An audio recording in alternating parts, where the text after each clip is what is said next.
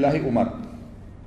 Umatku yang paling mengasihi umatku yang lain, dari umatku yang paling mengasihi umatku secara global adalah Abu Bakar, dan yang paling tegas dalam menerima dan menerapkan agama Allah adalah Umar.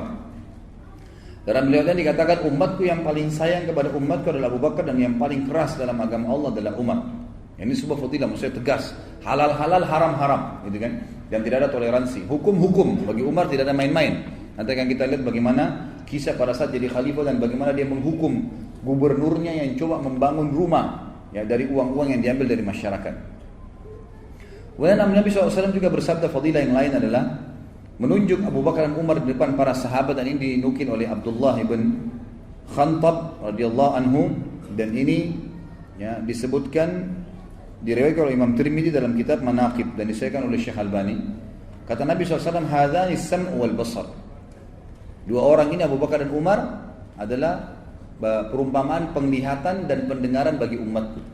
Artinya posisi mereka luar biasa. Kita tahu mata dan pendengaran ini dua-duanya posisinya sangat berpengaruh dalam kehidupan kita. Orang biar lumpuh kalau matanya masih bisa melihat, telinganya masih bisa mendengar, itu sebuah fadilah. Ya, dibandingkan kalau dia buta walaupun semua tangannya utuh, kakinya utuh, tetap sulit, nggak bisa melihat. Atau dia tuli, nggak bisa mendengar, tidak tahu apa yang dijadikan target. Beda. Mata dan pendengaran punya posisi dalam tubuh kita. Maka Nabi SAW menunjuk Abu Bakar Umar sambil berkata, ini keduanya adalah perumpamaan penglihatan dan pendengaran bagi umatku. Nabi SAW juga pernah bersabda di dalam hadis yang lain riwayat Tirmidzi juga, saya tidak tahu, kata Nabi SAW, berapa lama lagi saya hidup di antara kalian. Kalau saya meninggal tiba-tiba, maka jadikanlah dua orang ini sebagai tauladan setelahku. Teladani dua orang ini. Lalu beliau menunjuk kepada Abu Bakar dan Umar. Ini berarti fadilah-fadilah yang tersembunyi atau yang tersirat maksud saya dari Nabi SAW. Nabi SAW juga menyampaikan berita gembira fadilah kepada Umar bahwa dia penghuni surga. Sebagaimana hadis yang masyhur yang kita sudah tahu sama-sama tentunya, ini hadis riwayat Tirmidzi. Ya, Nabi SAW menyebutkan 10 orang yang masuk surga. Kata Nabi SAW, Abu Bakar di surga, Umar di surga, Utsman di surga, Ali di surga, Talha di surga, Zubair di surga, Abdurrahman ibn Auf di surga, Sa'ad ibn Abu Waqqas di surga, Sa'id ibn Zaid di surga, dan Abu Ubaidah bin Jarrah di surga. 10 orang yang masuk surga. Maka di sini masuk Umar radhiyallahu anhum. Kemudian juga dikatakan di dalam hadis yang lain, diriwayatkan oleh Imam Tirmidzi juga dan disahihkan oleh Az-Zahabi juga Al-Hakim, sepakat masalah itu, bahwasanya Nabi SAW pernah menunjuk akan masuk hari ini dari pintu masjid ini ahli surga. Maka masuklah Abu Bakar. Kemudian Nabi SAW mengatakan lagi akan masuk setelah dia penghuni surga. Lalu masuklah Umar bin Khattab radhiyallahu anhu. Nabi SAW juga bersabda dalam hadis yang lain, ini fadilah yang sangat banyak, riwayat Tirmidzi juga dan disahihkan oleh Ibnu Hibban dalam Sahih Jami'. Kata Nabi SAW, aku diperlihatkan masuk ke dalam surga dan aku melihat sebuah istana yang dihiasi dengan emas. Maka aku berkata kepada Jibril, milik siapa istana ini? Maka Jibril berkata, ini milik seorang anak muda dari Quraisy. Kata Nabi SAW, aku pun mengira itu adalah aku, karena anak muda dari Quraisy. Maka aku berkata, siapakah dia? Jibril berkata, Umar bin Khattab.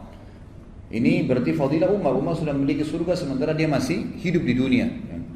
Kemudian dalam hadis yang lain, kata Nabi SAW, sementara saya lagi tidur, dan ini hadis diriwayatkan oleh Imam Muslim, sementara saya tidur, Imam Bukhari dan Imam Muslim ya, maka diperlihatkan kepada saya surga. Lalu saya melihat seorang wanita sedang berwudu di samping ya istana itu, lagi berwudu. Maka saya berkata, milik siapa istana ini? Kepada Jibril. Jibril berkata, milik Umar.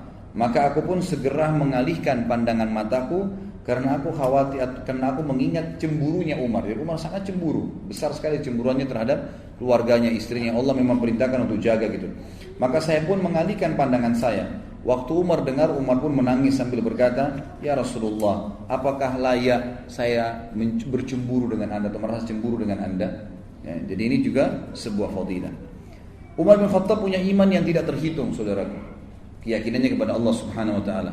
Dan ini dikatakan oleh Nabi SAW dalam banyak hadis. Di antaranya Abdullah bin Hisham berkata, ia berkata, kami bersama Nabi SAW sedang menggandeng tangan Umar. Umar berkata kepada Nabi SAW, wahai Rasulullah, sungguh engkau lebih aku cintai dari apapun kecuali diriku sendiri.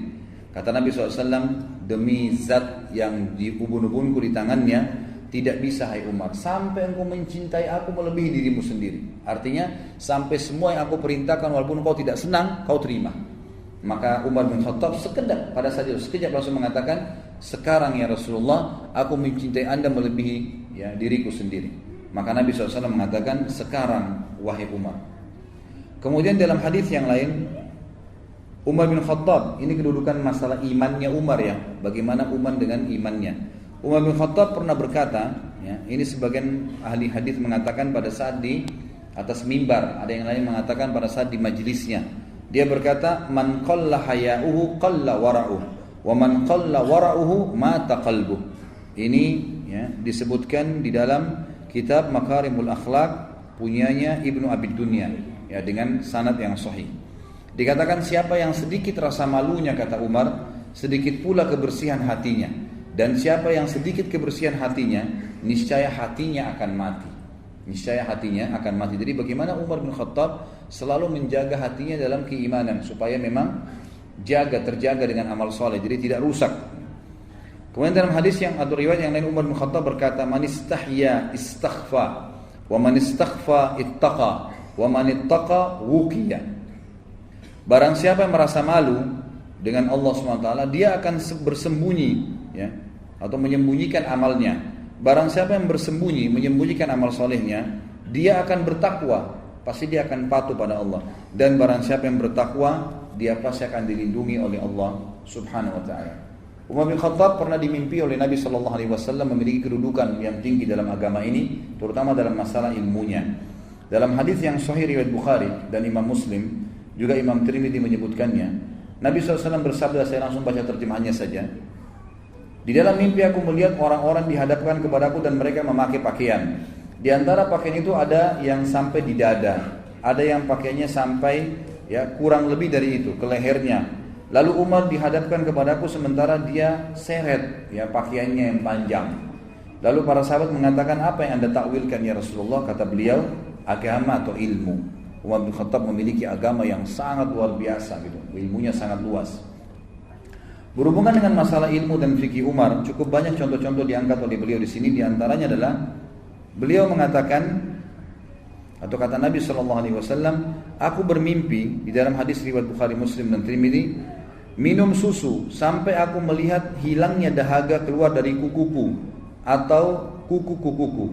Kemudian aku memberikannya kepada Umar. Maka mereka para sahabat bersabda, apa takwilnya ya Rasulullah? Kata Nabi SAW, ilmu. Artinya Umar bin Khattab akan memiliki ilmu yang sangat luas berhubungan dengan agama ini. Dan ada riwayat lain, pada saat Umar bin Khattab menjadi khalifah, sempat ada orang-orang Yahudi datang kepada Nabi Umar bin Khattab dan berkata, wahai Amirul Mukminin. Ya, orang Yahudi berkata, kalau ada satu ayat dalam kitab kalian Al-Quran, kalau turun pada kami orang Yahudi, pasti kami jadikan hari turunnya itu hari raya. Maka kata Umar, ayat yang mana hai Yahudi? Kata Yahudi, al-yawma akmaltu lakum dinakum. Kalau ayat itu turun pada kami akan jadikan hari raya. Kata Umar bin Khattab, kami tidak akan jadikan hari raya, tapi saya betul-betul mengetahui di mana ayat itu turun, kapan turun kepada Nabi SAW, gitu kan? Dan siapa saja yang hadir pada saat itu. Maka Nabi Umar bin Khattab mengatakan turun di haji Nabi SAW ya di hari Jumat, tepatnya turun Nabi SAW di Arafah pada saat itu. Dan pada saat itu kami sedang wukuf bersama Nabi SAW. Umar bin Khattab pernah punya wasiat, dinukil oleh penulis buku, yang sangat mulia untuk para pemimpin. Orang-orang yang mau memimpin, beliau sering mengatakan, tafakkahu qabla an tusawwadu. Beliau mengatakan yang artinya, hendaklah kalian bertafakkuh, mendalami ilmu agama sebelum kalian memimpin. Dan ini kalimat yang jarang sekali ditangkap oleh banyak pemimpin-pemimpin kita sekarang. Mereka menganggap menjadi pemimpin tidak perlu lagi belajar. Malu, aib kalau ada seorang presiden dulu dalam majelis ilmu ulama. Padahal di zaman Nabi SAW, di zaman para sahabat, yang itu tidak malu bagi mereka untuk bergabung dalam majelis ilmu kalau memang ada orang yang lebih pintar dari mereka. Di sini dikatakan Al-Hafidh, ya, Al-Hafidh maksudnya Ibnu Hajar dalam kitab Fathul Bari, maksud Umar ialah bahwa kepemimpinan terkadang bisa menjadi penghalang untuk bertafaqquh fid din atau mempelajari agama ini, karena kesombongan dan kedudukan dapat menghalangi seseorang pemimpin untuk duduk bersama para pencari ilmu. Maka Umar bin Khattab menitikberatkan seorang pemimpin wajib untuk bisa ya, belajar ilmu agama. Kita juga sudah tahu hadis Nabi SAW yang masyhur ya, akan datang setelahku nanti ya'ti min ba'di umara'u sufaha. Hadis sahih riwayat Al-Hakim. Akan datang setelahku nanti pemimpin-pemimpin yang umara sufaha. Sufaha ini jamak daripada safi, dan artinya bahasa Indonesia safi ini kalau orang Arab ucapkan adalah orang yang bodoh sekali. Kalau orang cuma bodoh biasa jahal, masih ada pintarnya. Tapi kalau orang bodoh nggak ada yang ditahu sama sekali, namanya safi. Kata Nabi SAW akan datang setelahku pemimpin yang sufaha, super bodoh, gitu kan? Siapa mereka? Pemimpin ini kata Nabi SAW, umara'u la yahtaduna bihadi wa la yastaduna bisunnati. Pemimpin yang tidak pernah mengambil petunjuk dariku dan tidak pernah mengikuti sunnahku. Artinya tidak pernah belajar agama. Nah, ini yang Umar bin Khattab ingin ditiberatkan kepada kita. Contoh yang lain fikihnya Umar dalam memahami ilmu agama. Datanglah seseorang Al-Harith bin Muawiyah Al-Kindi berkata, aku pernah menaiki hewan tunggangan bersama Umar bin Khattab, lalu aku ingin bertanya padanya tentang hukum. Dia berkata, wahai Amir Mukminin, rumahku kecil. Kalau aku sholat, istriku selalu ada di sebelahku. Kalau dia mundur, buat satu saf, maka badannya akan keluar dari bangunan rumahku karena kecilnya rumahnya. Radhiyallahu anhu. Jadi nggak cukup, kecil sekali. Kita bayangkan kalau dua orang berdiri, sholatnya laki-laki perempuan harus bersebelahan. Kalau dia mundur, buat saf sendiri keluar dari rumah, gitu kan? Bagaimana kira-kira hukumnya? Apa yang saya harus lakukan supaya saya bisa sholat dengan istri saya? Kata Umar bin Khattab, kalau engkau menjadikan kain saja antara kau dengan istrimu, kemudian dia sholat di sebelahmu, maka sudah sah, nggak ada masalah.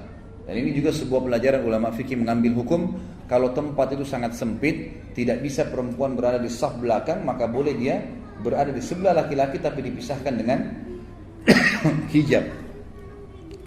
Kemudian juga dinukil dalam kisah yang lain, Abdurrahman bin Abi Abdul Qari rahimahullah, seorang ulama tabi'in berkata, ini kisah tentang sholat tarawih ya. Dikatakan tentu ini riwayat-riwayat semua ada footnote-nya kalau yang pegang bukunya ya. Kalau yang belum memiliki buku bisa didapatkan di depan. Maka dia berkata, di zaman Umar bin Khattab ya, jadi khalifah, di masjid Nabi terpencarlah orang sholat di malam Ramadan. Ada yang sholat berjamaah, ada yang sholat sendiri. Maka Umar bin Khattab pun keluar dan berkata, menurutku seandainya aku mengumpulkan mereka di belakang satu imam, niscaya ini hal yang lebih baik. Dan ini tentunya diriwayatkan ya, oleh Imam Bukhari dalam kitab As-Sahih. Kemudian Umar bertekad untuk mengumpulkan mereka di belakang Ubay bin Ka'ab, sahabat Nabi yang paling pintar bacaannya waktu itu Al-Quran. Kemudian aku pun keluar di malam yang lain sementara orang-orang sholat di belakang imam mereka. Umar berkata, sebaik-baik bid'ah adalah ini. Dan orang-orang yang tidur tidak ikut sholat pada saat itu, tetapi menundanya hingga akhir malam lebih baik daripada dia ikut sholat. Maksudnya adalah orang yang sholat di akhir malam lebih baik daripada awal malam. Hadis ini sebagaimana saya katakan diriwayatkan Imam Bukhari. Dan sedikit saya ingin diberatkan, banyak orang yang melakukan perbuatan bid'ah sekarang, mereka mengambil dari perkataan Umar bin Khattab ini. Mereka mengatakan, Umar sendiri bilang, ni'ma bid'ah hadhihi, sebaik-baik bid'ah yang ini, gitu kan? Padahal di sini ulama hadis mengatakan Umar bin Khattab adalah orang yang paling tegas dengan masalah bid'ah. Ya, dan beliau di sini mengucapkan kata-kata bid'ah. Sebaik-baik bid'ah ini adalah perbuatan yang saya lakukan ini memang sholat berjamaah tidak dilakukan oleh Nabi SAW sampai akhir Ramadan, gitu kan? Tapi Nabi SAW pernah berjamaah dengan para sahabatnya. Maka beliau mengatakan kalau ini dianggap bid'ah, maka ini sebaik-baik bid'ah, gitu kan? Padahal sebenarnya itu bukan bid'ah yang beliau maksudkan, karena beliau bukan mengarang-arang. Makanya di sini dinukil oleh Al-Hafidh ya, Ibnu Hajar dalam Sahih Bukhari, beliau mengatakan Ibnu Tin dan selainnya berkata, Umar mengambil kesimpulan demikian dari persetujuan Nabi SAW terhadap orang-orang yang bermakmum kepada beliau untuk beberapa malam. Sekalipun Nabi SAW tidak menyukai hal itu untuk mereka, namun hal itu karena kekhawatiran beliau terhadap diwajibkannya sholat malam atas mereka. Ketika Nabi SAW sudah wafat, kekhawatiran itu tidak terwujud. Maka pada saat Umar bin Khattab memilih hal itu karena perbedaan menyebabkan perpecahan kalimat. Maka Umar bin Khattab pun melakukannya bukan perbuatan baru, tapi perbuatan yang pernah dilakukan oleh Nabi SAW sebelumnya. Jadi ini bukan bid'ah, dan ulama sepakat mengatakan orang kalau faham bahasa Arab, maka yang dimaksud dengan nikmah bid'ah adalah bid'ah secara etimologi, secara bahasa. Artinya perbuatan baru yang sekarang dikerjakan tapi memang sudah ada dasarnya dari Nabi SAW. Bukan tidak ada dasarnya, ada dasarnya. Kalau bid'ah yang mungkar, yang dilarang adalah bid'ah yang tidak pernah Nabi SAW contohkan sama sekali. Kita lihat juga beberapa pindah ke subjudul yang lain. Tentu di sini ada beberapa poin tentang pujian sahabat kepada Umar bin Khattab, tidak saya sebutkan dulu karena cukup panjang bahasan kita nanti. Pendapat-pendapat Umar yang sesuai dengan firman Allah. Jadi ada ayat Al-Quran yang turun sesuai dengan firman Allah Subhanahu wa taala. Ini ada sudah saya simpulkan, ada kurang lebih 1 2 3 4 5 ayat yang disebutkan yang berhubungan dengan perkataan Umar bin Khattab lalu turun ayat. Yang pertama tentang sholat di belakang makam Ibrahim. Jadi pernah Umar bin Khattab berkata, ya Rasulullah, coba seandainya Anda perintahkan kami untuk sholat di belakang makam Ibrahim setelah tawaf, maka Allah turunkan Al-Quran surah Al-Baqarah urutan 2 ayat 125 yang bunyinya wattakhidhu min maqami Ibrahim musalla, gitu kan. Allah turunkan ayat ini karena Umar bin Khattab yang mengatakan kepada Nabi SAW, ya Rasulullah, coba Anda jadikan sholat di belakang makam Ibrahim. Kemudian yang kedua ayat tentang hijab, ya jilbab, hijab. Ya. Ini pernah berkata, wahai Rasulullah, seandainya engkau memerintahkan istri-istrimu untuk berhijab, karena yang berbicara dengan mereka itu adalah orang baik dan orang fajir, maka turunlah ayat hijab. Dan yang hijab turunnya Al-Ahzab urutan 33 ayat 53. Tentang Allah SWT menyuruh Nabi kita Muhammad SAW meletakkan hijab antara sahabat-sahabat yang bertanya kepada istri-istri, ya, Nabi SAW dengan istri-istri beliau sendiri. Jadi disuruh ditaruh hijab di antara mereka. Kemudian yang ketiga adalah at-talaq, ya, perceraian, masalah perceraian untuk istri-istri Nabi SAW disebutkan dalam surat Tahrim urutan 66 ayat 5. Ini turun juga karena perkataan Umar bin Khattab. Jadi Umar bin Khattab pernah berkata kepada istri-istri Nabi pada saat lagi berkumpul karena cemburu dengan beliau, gitu kan.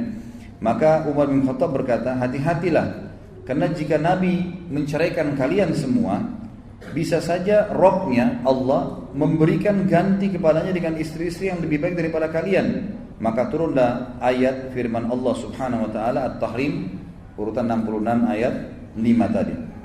Kemudian juga pernah turun ayat sesuai dengan pendapat Umar bin Khattab dalam tawanan Badr. Jadi waktu Nabi SAW menawan tawanan Badr, kurang lebih ada 60 orang kalau tidak salah tawanan Badr, waktu 60 atau 70 orang.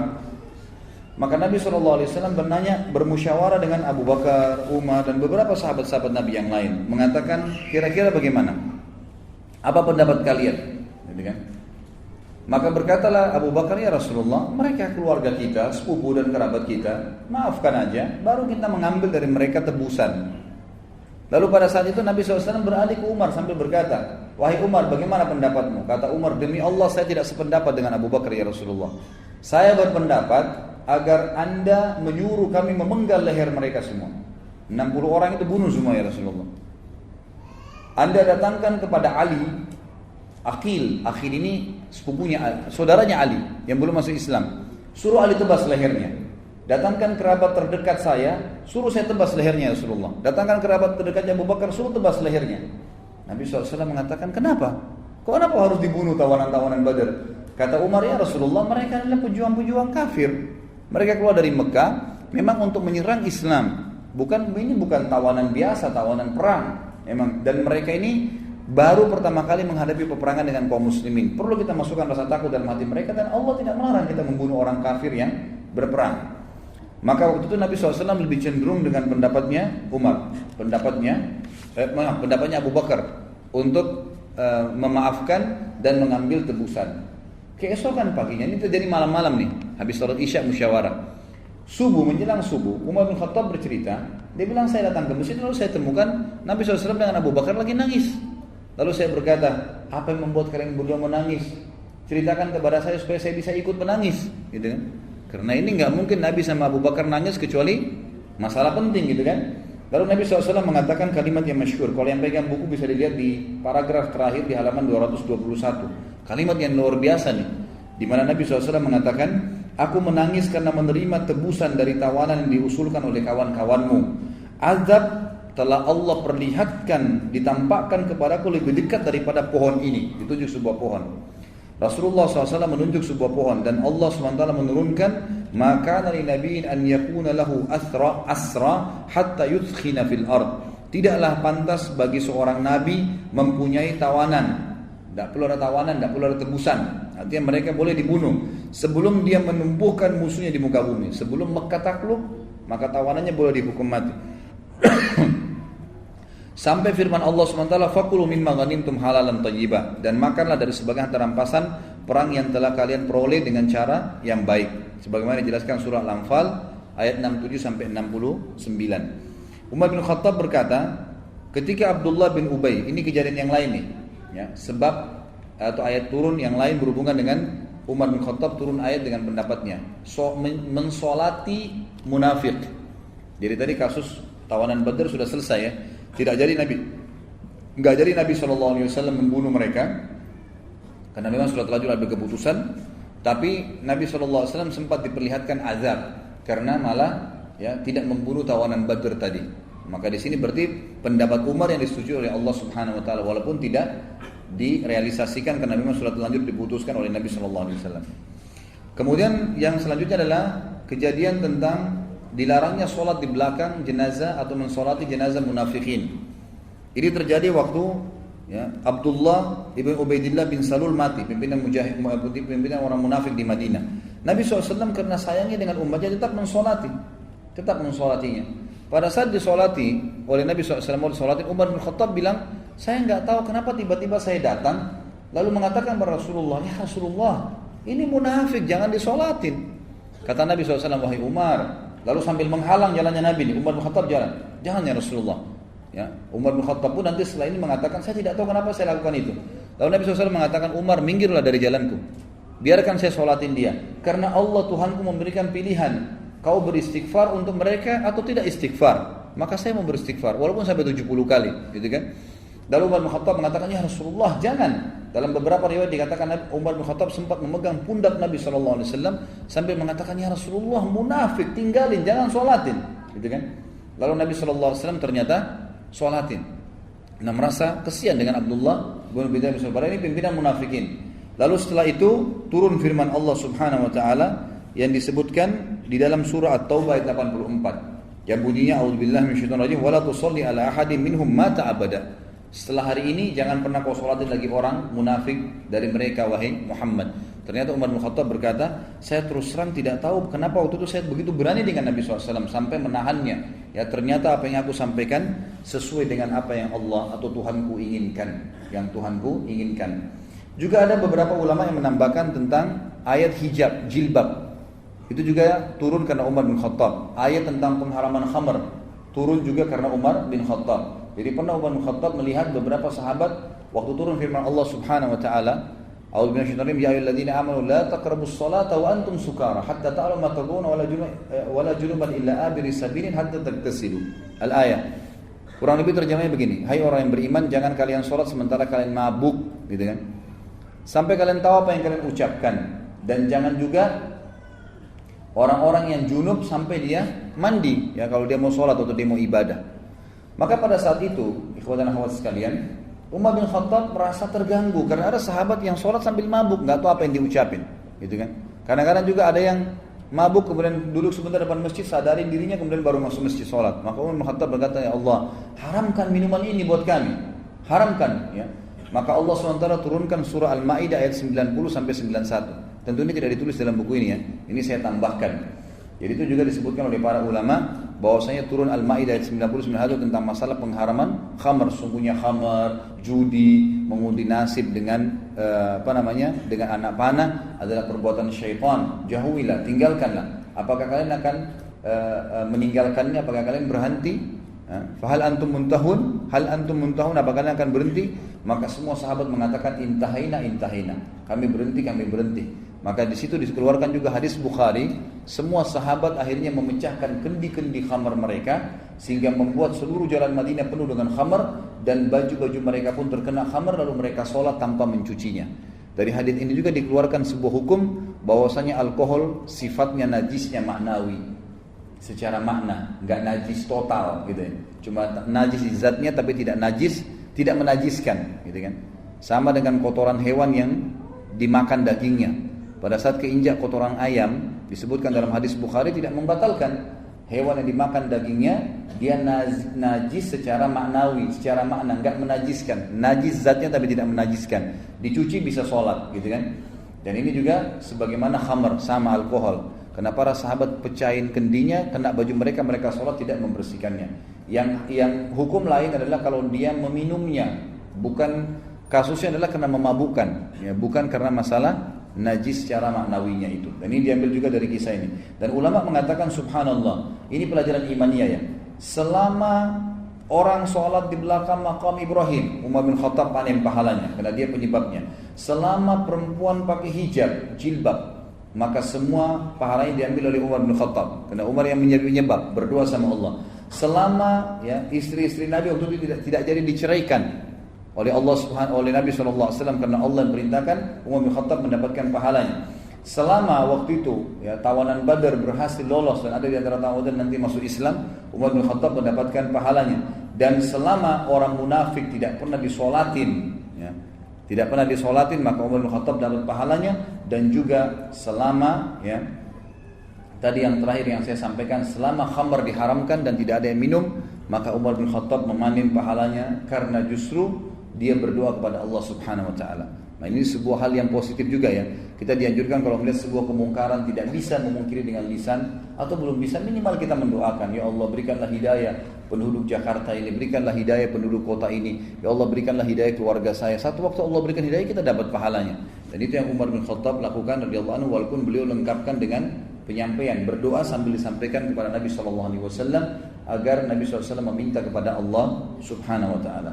Dan kata para ulama, karena Umar bin Khattab ini betul-betul memegangi sebuah prinsip dasar. Ini yang benar, maka ini dia patuhi. Semua hidupnya adalah wahyu, nggak ada yang lain. Maka itu sebab utama kenapa dalam hadis dikatakan syaitan lari daripada Umar bin Khattab. Dan ini disebutkan dalam riwayat yang sahih. Ini riwayat banyak, cukup riwayat, diriwayatkan Imam Bukhari, diriwayatkan juga oleh ya Imam Bukhari menyebutkan, disebutkan di sini. Pernah satu kali kata Sa'id bin Abi Waqqas, Umar bin Khattab minta izin masuk ke rumah Nabi SAW. Pada saat itu istri-istri Nabi lagi berbicara di hadapan Nabi SAW dengan suara mereka lebih tinggi dari suara Nabi SAW.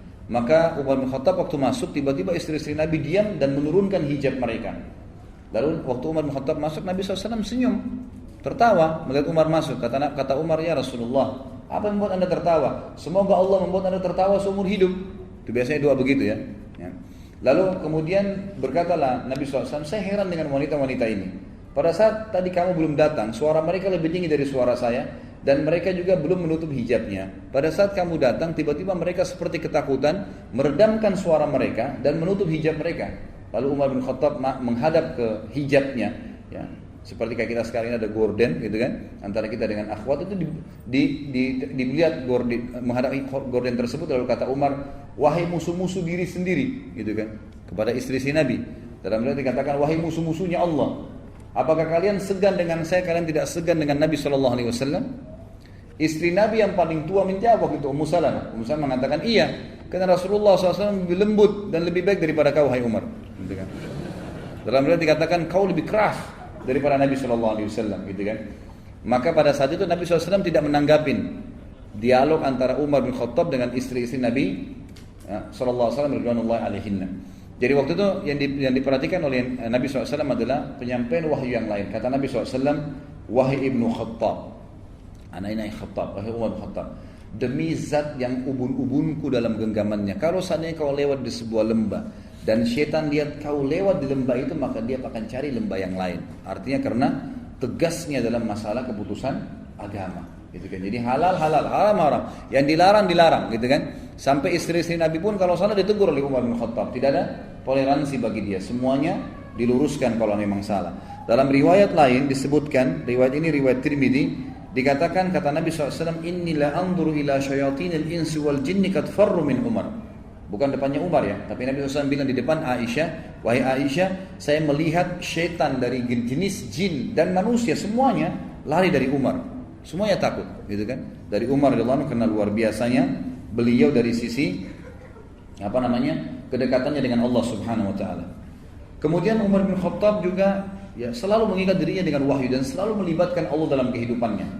Ada hal yang menarik di sini. Di sini dulu saya penulis kecerdikan Al-Faruq dalam perang Tabuk. Perang Tabuk ini perang yang sangat jauh dari Madinah, Bapak Ibu sekalian. Jadi antara Madinah sama Tabuk ini jaraknya kurang lebih itu 1000 km. jauh sekali jaraknya. Dan pada saat itu sahabat menunggangi kuda sama unta semampunya, yang jalan kaki nanti tukaran sama temannya, jadi tukar-tukaran untuk naik di naik di unta atau di kuda itu. Di tengah jalan ternyata para sahabat kehabisan bekal dan mereka berkata, ya Rasulullah, kami kehabisan bekal makanan, bisakah ya izinkanlah kami untuk menyembelih unta-unta kami. Jadi kami ngambil dagingnya, kami ambil juga lemaknya, gitu kan? Lemaknya itu biasa dileburin menjadi minyak yang mereka bisa pakai untuk makan, gitu kan? Dagingnya nanti dicelupin di lemak itu pada saat sudah menjadi minyak. Biasanya dulu dilakukan seperti itu. Lalu unta ini punya satu kelebihan, Bapak Ibu sekalian, yang mungkin kalau yang belum tahu ya.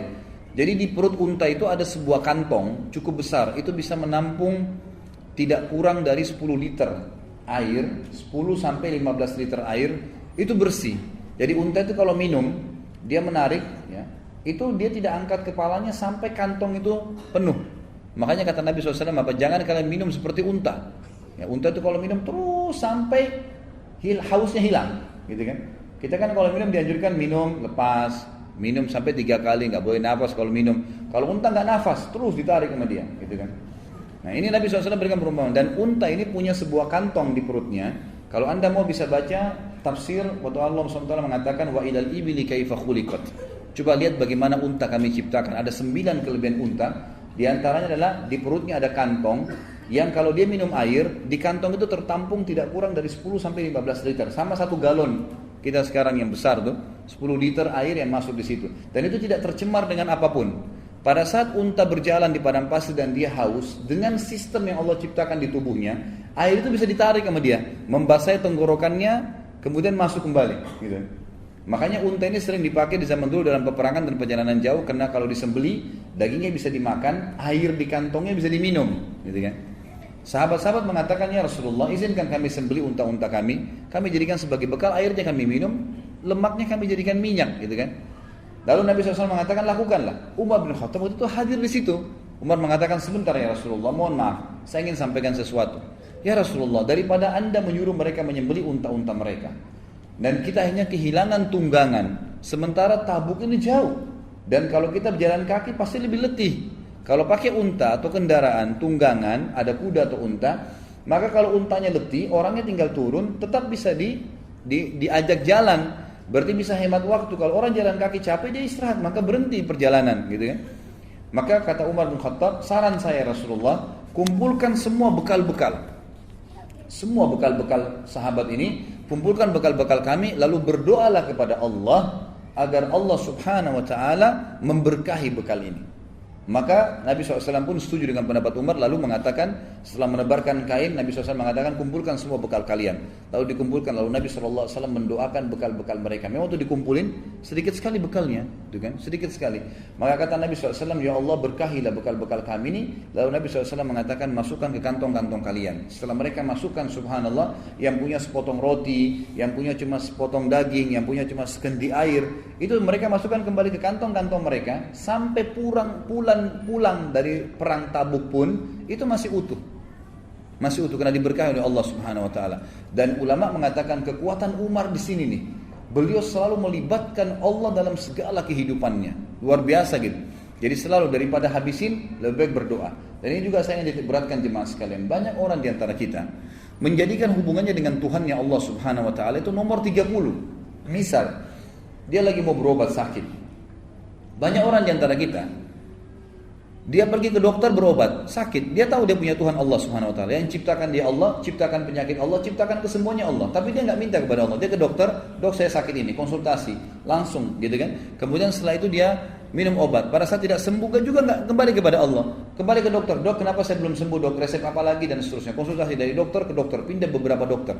Orang yang seperti ini Allah akan biarkan sesuai dengan ikhtiar manusianya gitu kan. Mestinya kata para ulama, diambil pelajaran dari Umar bin Khattab, libatkan Allah dari awal, nanti Allah akan mudahkan itu manusia atau obat atau makanan jadi solusinya. Misal sebelum berobat mengatakan ya Allah sembuhin saya, maka pasti Allah akan mudahkan nanti konsultasi dokternya cocok, resepnya cocok, dengan sekali saja sudah cukup. Disinilah kelebihan Umar bin Khattab radhiyallahu anhu. Beliau selalu libatkan Allah dulu di awal, baru kemudian beliau berikhtiar secara manusia. Di sini ditulis lagi judul yang lain. Mohon maaf. Kata Nabi SAW waktu melihat itu, jadi Allah berkahi makanan tadi, beliau mengatakan, Asyhadu an la ilaha illallah wa anna Muhammad Rasulullah. Beliau syahadat sendiri. Lalu beliau mengatakan, tidak ada seorang hamba pun yang mengucapkan kalimat syahadat ini dengan tulus, lalu tidak ada keraguan sedikit pun dalam hatinya, kecuali pasti masuk surga. Dijamin masuk surga. Ini hadis disebutkan, ya, diriwayatkan oleh Imam Bukhari dan juga Imam Muslim, serta ada beberapa ya yang lainnya meriwayatkan, tapi ini disebutkan Imam Bukhari dan Imam Muslim. Umar bin Khattab memiliki kepribadian yang sangat kokoh dan juga ya kesegangan orang-orang pada beliau. Jadi saking kuatnya pribadi beliau, gitu kan. Beliau kalau bicara itu pasti yang bermanfaat. Beliau kalau menegur pasti memang karena kesalahan. Beliau kalau mendukung pasti karena kebenaran. Beliau kalau membantu memang kalau betul orang itu perlu dibantu, gitu. Jadi beliau betul-betul tepat, ya, dan itu semua wahyu dari patokannya, tidak pernah yang lain. Beliau pernah saking pribadinya sangat kuat, gitu, sampai orang banyak segan dengan beliau. Ibnu Abbas pernah berkata, dan ini dinukil juga dalam riwayat-riwayat yang sahih, diantaranya riwayat Imam Bukhari. Disebutkan bahwasanya beliau Ibnu Abbas ini adalah dikenal dengan ulamanya sahabat, karena Nabi SAW pernah mendoakan Ibnu Abbas, gitu kan, mengatakan hibr hadil ummah, maksudnya lautannya umat ini. Mau tanya apapun Ibnu Abbas tahu. Tapi Ibnu Abbas ini bilang, pernah saya punya semua permasalahan, saya tidak tahu, belum tahu pasti. Dan waktu itu Umar jadi khalifah, ingin bertanya sama Umar tapi segan. Sampai satu waktu saya dalam perjalanan bersama Umar lalu berkata, wahai Amir Mu'minin, saya ingin bertanya sesuatu tapi saya segan dengan anda. Bisakah saya bertanya? Kata Umar, silahkan. Gitu kan? Kata Ibnu Abbas, siapakah dua istri Nabi yang sempat membuat Nabi gundah, ya, dalam satu keadaan sampai akhirnya Nabi hampir menceraikan mereka? Kata Umar bin Khattab, Hafsah dan Aisyah. Hafsah ini anaknya beliau, gitu kan? Aisyah anaknya Abu Bakar, dan memang dua istri Nabi SAW ini yang pernah buat, ada bahasa sendiri tentunya, pernah buat mengajak istri-istri Nabi yang lain untuk minta nafkah dinaikkan, gitu kan? Sampai turunlah surah At-Talaq menjelaskan masalah itu. Tapi yang jelas di sini Umar tidak segan menyebutkan nama anaknya Hafsah, dan dia memberikan jawaban kepada Abdullah bin Abbas, dan Abdullah bin Abbas mengatakan, sungguh wahai Amir Mu'minin, saya ragu, segan menaikkan ini sudah lama, apalagi Hafsah anak anda. Maka Umar berkata, jangan begitu. Jika engkau menyangka aku mempunyai ilmu, bertanyalah, dan jika memang ya aku mengetahuinya, aku pasti akan memberikan jawaban kepadamu. Ikrimah juga pernah meriwayatkan, Umar bin Khattab ini saking disegani oleh orang-orang, beliau pernah mau bekam. Oh, bekam ya? Beliau pernah mau bekam, mengeluarkan darah kotor dari tubuhnya, sunnah Nabi SAW. Lalu beliau pada saat mau dibekam, beliau sempat ada sedikit nyangkut di lehernya, lalu beliau ya mengatakan melakukan mengedehem, ya. Tiba-tiba saja dikatakan dalam riwayat ini, dan ini riwayat dinukil oleh Ibnu Sa'ad dalam kitab Tabaqatnya, tiba-tiba tukang bekamnya kencing di celana.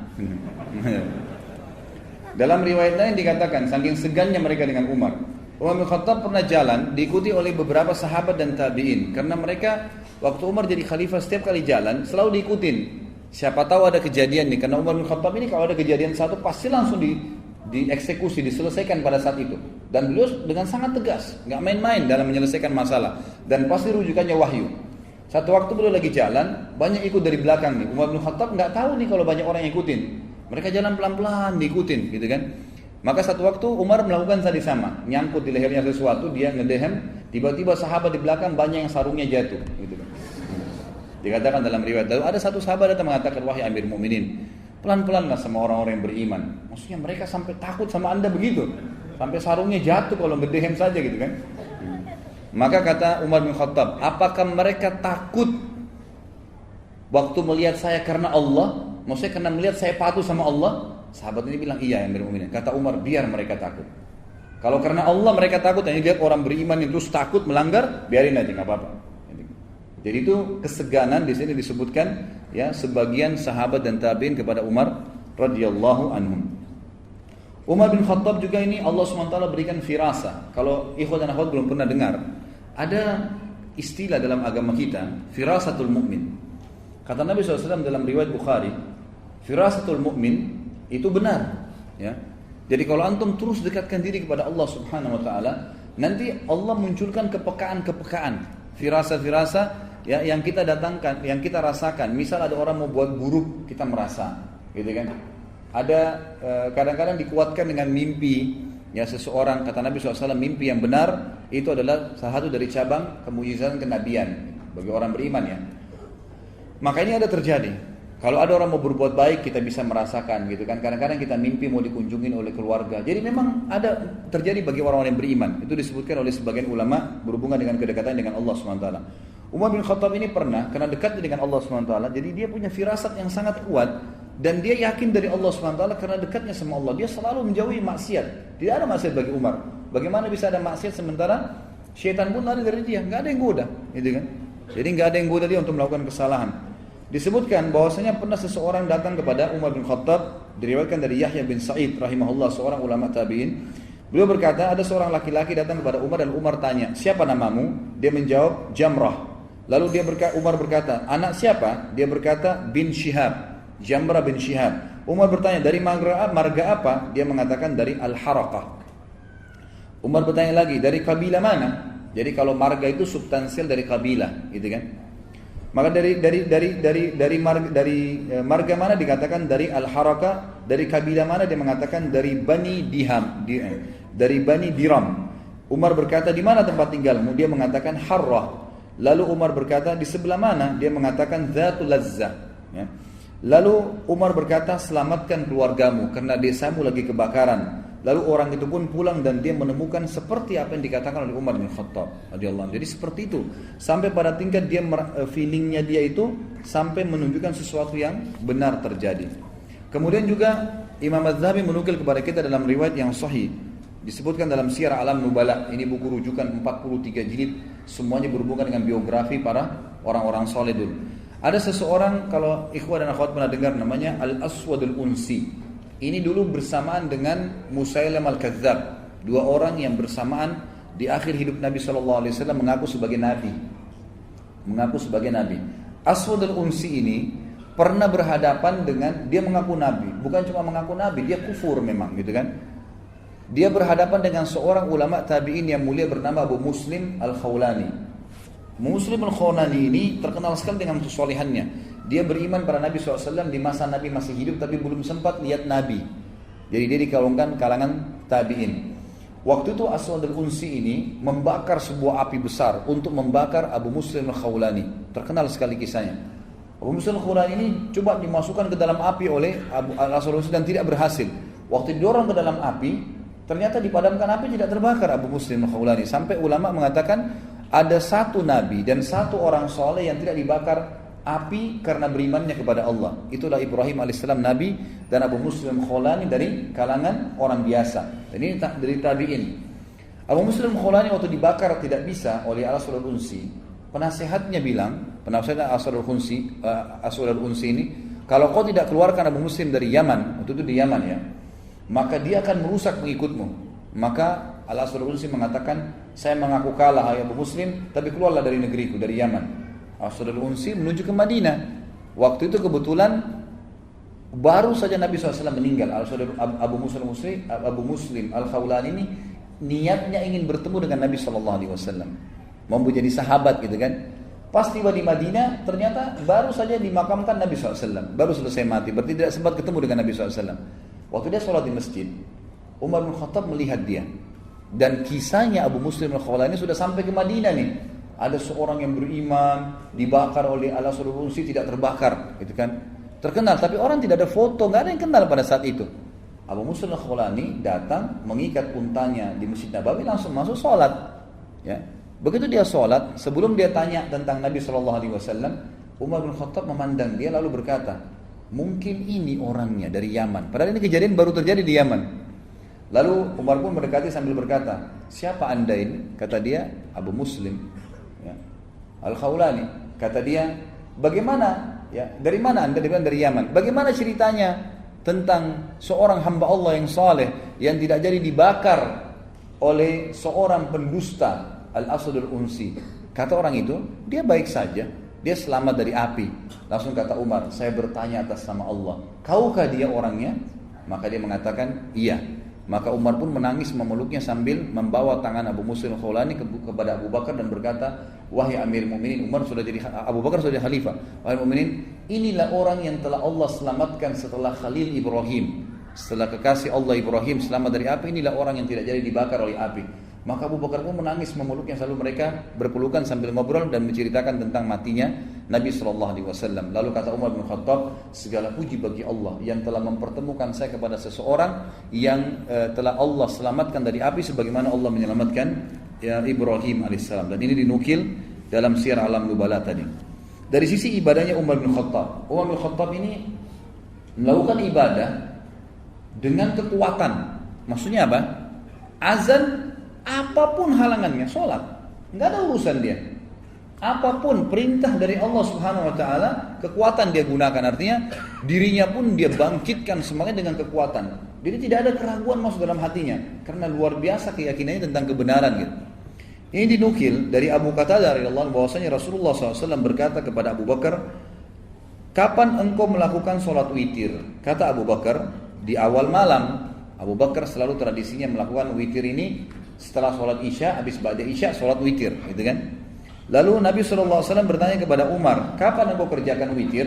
Kata Umar, di akhir malam, sebelum subuh. Maka beliau berkata tentang Abu Bakar kepada Abu Qatadah, orang ini, Abu Bakar, mengambil agama dengan kehati-hatian. Dan ditunjuk kepada Umar, orang ini mengambil agama dengan kekuatan. Artinya tengah malam mau mengantuk mau enggak, Allah perintahin saya harus bangun. Begitu Umar bin Khattab membangun prinsip. Jadi enggak ada sama sekali yang bisa menghalangi beliau dalam agama Allah ini. Semua dibangun dengan kekuatan walaupun dengan diri beliau sendiri. Dan ini disebutkan oleh Abu Dawud dan disahihkan oleh Syekh Albani. Kemudian juga dalam kisah yang lain, Umar bin Khattab selalu membangunkan istrinya atau anak-anaknya juga dalam sholat malam. Dan beliau selalu sholat di malam hari. Umar bin Khattab yang selalu sholat semampunya. Kata Al-Aslam rahimahullah, ketika di akhir malam beliau sudah sholat, beliau membangunkan keluarganya sambil membaca ayat wa'mur ahlaka bis sholati wastabir 'alaiha. Perintahkanlah keluargamu untuk sholat dan suruhlah mereka sabar. Sebagaimana dijelaskan dalam surah Toha ayat 132, dan ini dinukil diriwayatkan oleh Abu Dawud dalam kitab Zuhud dan Baihaqi dalam Syu'ab serta Imam Malik dalam kitab Muwatta'nya. Juga dikatakan ini dari sisi ibadah, kita bicara masalah ibadahnya Umar sekarang ya. Kata Ziyad bin Hudayr, seorang ulama tabi'in juga rahimahullah berkata, aku melihat orang yang paling banyak puasanya dan yang paling banyak menggunakan siwak adalah Umar bin Khattab. Ya, kadang-kadang subhanallah kita anggap remeh nih. Jadi sunnah-sunnah Nabi pun yang kecil, subhanallah itu bisa atau tidak ditinggalkan oleh orang-orang yang beriman. Ya. Siwak ini kita kadang-kadang anggap remeh, tidak mau dipakai. Padahal sebenarnya itu sunnah Nabi SAW. Cuma fahami cara menggunakannya. Memang kita dianjurkan. Sekarang Jakarta juga kan banyak dijual ya. Usahakan beli, dipakai. Jadi kalau habis dipakai 2-3 kali digunting, dipakai lagi yang masih baru. Ya. Jangan dipakai yang itu terus 1 bulan, gitu kan? Nah itu memang kotor, kelihatannya jorok. Padahal sebenarnya bukan begitu caranya. Dan Nabi SAW sampai mau meninggal dunia pun pada saat beliau sudah akan sakarat, gitu kan? Aisyah berkata, aku menyandarkan Nabi SAW di dadaku dan wajahnya sudah pucat. Lalu masuklah adikku, saudaraku Abdurrahman bin Abi Bakar, sedang memegang siwak. Maka Nabi SAW memberikan isyarat seakan-akan menginginkan siwak itu. Maka aku pun mengambil dan melunakkannya untuk beliau. Kemudian beliau menggunakan pada saat sebelum wafat. Nabi SAW paling gemar dengan siwak. Bahkan ada sebuah kisah, saya sedikit keluar dari kisah ini. Ada pasukan muslimin, ya, tapi ini saya juga tidak teringat sekarang di zaman siapa ya, khalifah siapa, tapi jelas di zaman kerajaan Abbasiyah. Sebelum pasukan itu menyerang sebuah wilayah Romawi waktu itu, ya, di wilayah Bizantium, maka pimpinan perang berkata, kita bersiwak dulu. Habis sholat subuh, mereka nunggu sampai awal terbit matahari, waktu syuruk, kemudian mereka panglimanya mengatakan, kita sekarang bersiwak. Semua bersiwak, baru kita menyerang, menjalankan sunnah Nabi SAW, gitu kan? Jadi bukan berarti orang jihad kemudian tidak membersihkan giginya. Subhanallah, ini kisah nyata. Tanpa kaum muslimin sadari, ternyata di tengah-tengah pasukan muslimin waktu itu ada mata-matanya, ya, kerajaan Bizantium lagi melihat orang-orang Islam pakai siwak. Lalu dia mengatakan, lagi ngapain orang-orang ini kira-kira? Gitu kan? Kan gelap, masih subuh ya. Ini kok mereka makan kayu, gitu kan? Ini kisah nyata. Lalu pulanglah mata-mata ini kepada Raja Bizantium waktu itu, dan wilayah itu takluk pada pagi itu ya, di tangan kaum muslimin. Dia balik dan mengatakan, kayaknya kita nggak bisa kalahin umat Islam deh, kayu aja dimakan. Gitu kan. Padahal sebenarnya bukan makan kayu, lagi pakai siwak gitu kan. Itu sedikit berhubungan dengan masalah siwak tadi. Juga disebutkan Ibnu Umar berkata, Umar tidak meninggalkan dunia kecuali dia sangat banyak berpuasa. Dan Utsman bin Abi As juga berkata, Utsman bin Abi As ini menikahi salah satu dari istri Umar bin Khattab radhiyallahu anhu. Umar bin Khattab berpoligami, ya.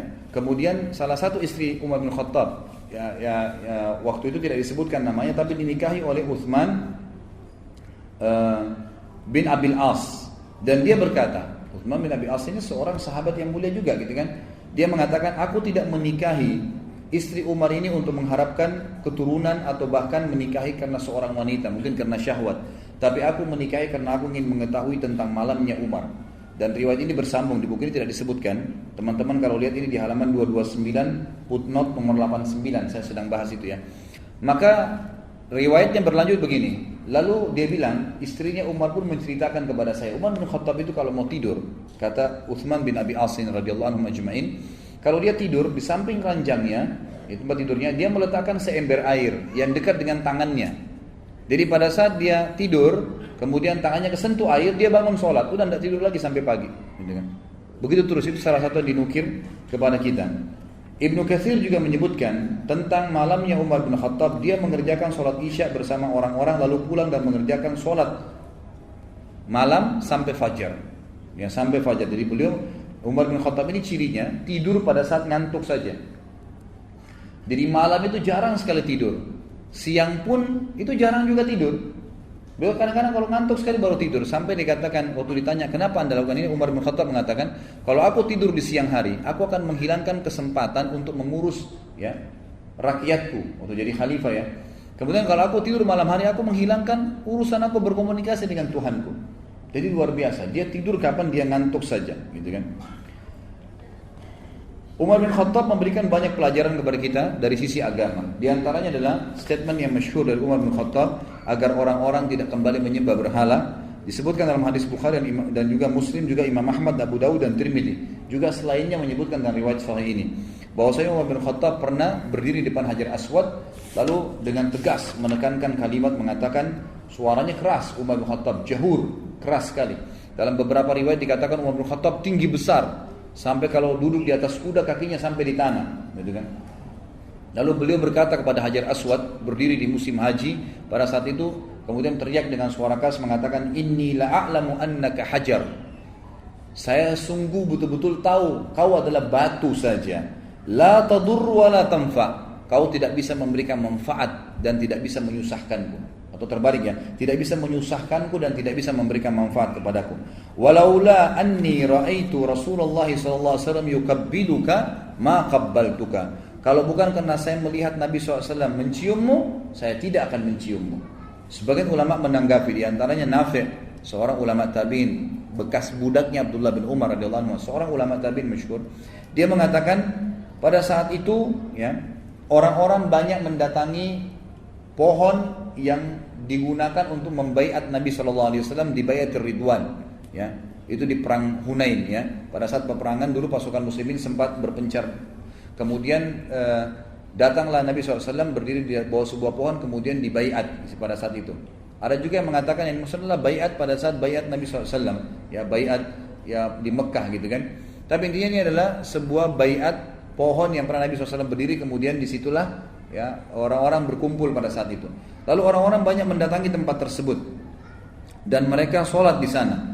Maka sampai berita kepada Umar, maka Umar menyuruh agar menebang pohon tersebut. Ditebang, karena memang itu bukan berarti harus dijadikan sunnah, kecuali Nabi SAW memerintahkannya. Dan ini sudah sering saya titik beratkan. Anda kalau pergi umrah, pergi haji, ingat Gua Hira itu adalah gua yang Nabi SAW datangin hanya sebelum diturunkannya wahyu. Setelah turun wahyu Iqra bismi rabbikal ladzi khalaq yang pertama, sampai Nabi SAW meninggal, enggak pernah beliau datang lagi di Gua Hira. Enggak pernah datang di Gua Hira. Enggak pernah beliau khusus memerintahkan para sahabat datang. Sayangnya jemaah haji dan jemaah umrah kita memaksakan diri ke sana. Bahkan yang paling ramai itu jemaah dari Asia, Indonesia, dan yang paling ramai juga adalah dari Pakistan. Dua ini rame-rame naik gunung, gitu kan? Ada yang jatuh, ada yang meninggal. Padahal itu tidak perlu. Ada yang sholat di situ. Subhanallah. Ini yang Umar bin Khattab titik beratkan nih. Jangan semua bekas yang Nabi SAW pernah di situ, kemudian kita tiba-tiba langsung melakukan sholat atau ibadah. Ini salah. Saya pernah hadapin sendiri jemaah sekalian waktu lagi musim haji. Selesai sa'i, subhanallah, pas habis tahallul kepala, itu kan habis cukur rambut, di sebelah pintu Marwah itu ada perpustakaan. Di situ dulu, sekarang sudah dibongkar ya. Itu dulu tanahnya bekas rumahnya Nabi SAW yang Aminah melahirkan Nabi SAW di situ. Maka dikenal dengan rumah lahirnya Nabi SAW. Sama kerajaan selalu dibangun perpustakaan buku gitu kan. Sekarang sudah dibongkar. Nah, waktu saya lagi selesai sa'i sama teman-teman ya, dari Indonesia juga habis kami haji, kemudian keluar lewat situ. Subhanallah, ada orang-orang dari Pakistan waktu itu. Mohon maaf teman-teman yang dari Pakistan, bukan niat untuk menyalahkan, tapi waktu itu kebetulan gitu kan. Dari teman-teman dari Pakistan waktu itu lagi sholat, Ka'bah di sebelah kanan mereka. Mereka sholat menghadap ke perpustakaan itu, gitu kan. Lalu saya datang, saya bongkarin. Saya bahasa Arab, saya mengatakan, nah nggak bisa nih dalam bahasa Arab, nggak bisa, ini kiblat di sana kok sholatnya di sini, ini bukan kiblat, gitu kan. Mereka nggak mau, gitu kan. Lalu kemudian saya ambil kain ihram saya tepuk-tepukin, gitu kan. Minimal ikutin cara Umar lah, gitu kan. Umar bin Khattab itu biasa bawa tongkat malah, gitu kan, dipukulin. Lalu saya pada saat gebukin, mungkin dia pikir saya ini pengurus kali, bubar akhirnya nggak jadi. Tapi sholatnya menghadap rumah itu, bayangkan kejahilannya, gitu kan. Nah tidak, bukan semua bekas yang Nabi SAW pernah ada di situ kemudian dijadikan tempat ibadah. Itu nggak boleh. Kemudian juga disebutkan dalam riwayat lain, Umar bin Khattab pernah selesai sholat, ya, kemudian orang-orang pada buru-buru semuanya sholat di sebuah tempat, gitu kan? Di sebuah tempat. Lalu berkatalah Umar bin Khattab, kenapa mereka? Ya, kenapa mereka keluar dan sholat lagi di sana? Kata orang-orang, sebagian sahabat bilang, itu dulu pernah Nabi sholat di situ waktu masih di Mekah. Maka para sahabat ingin mengerjakan sholat di situ. Kata Umar, janganlah kalian sholat di situ kecuali bertepatan memang waktu sholat dan ada masjid. Tapi secara khusus tidak boleh. Maka Umar pun radhiyallahu anhu menjelaskan masalah itu kalau tidak boleh orang masuk di situ atau mengerjakan sembarangan ibadah tadi. Kemudian juga Umar bin Khattab adalah orang yang sangat dermawan dan murah hati. Jadi bukan cuma Abu Bakar yang suka bersedekah, Umar pun suka bersedekah, dan banyak sekali ya dinukil dalam kisah-kisah tentang pengorbanan beliau radhiyallahu anhu. Di antaranya adalah hadis yang diriwayatkan oleh Imam Abu Daud bahwasanya Nabi SAW pernah memanggil untuk jihad, sedekah. Lalu Umar berkata, hari ini saya akan melakukan sedekah yang mengalahkan Abu Bakar. Karena selama ini Abu Bakar belum pernah saya kalahkan. Maka saya pun membawa setengah harta saya dan berkata, ya Rasulullah, ini setengah harta saya tinggalkan ya, atau saya sedekahkan untuk Allah dan